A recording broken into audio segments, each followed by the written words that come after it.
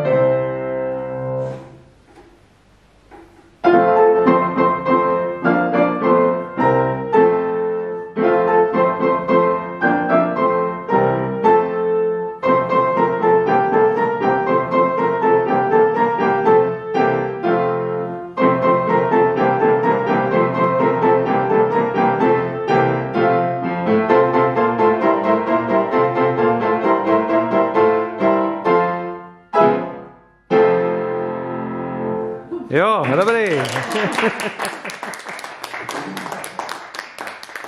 Tak, tím končíme.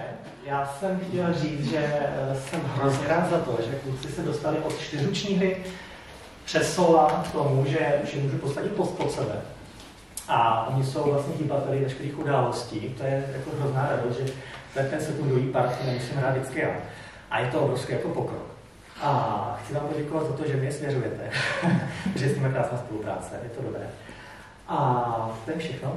Mějte krásné Vánoce, nenechte se zadupat kolegami v supermarketech. Když jsme vám teda tu dávku taky dali, ale snad o něco lepší, než to, co běžně slýcháte. Tak jo, tak mějte se krásně a pokud se neuvidíme, tak v lednu zase někdy příští týden platí hodina. Ještě řeknu kde, protože Lída tady má novotná přehrávku, tak bude to asi v Zušce, ale nevím kde. Musíme to nějak vymyslet. Jo? Prostě pořád bojujeme s prostory. Napíšu.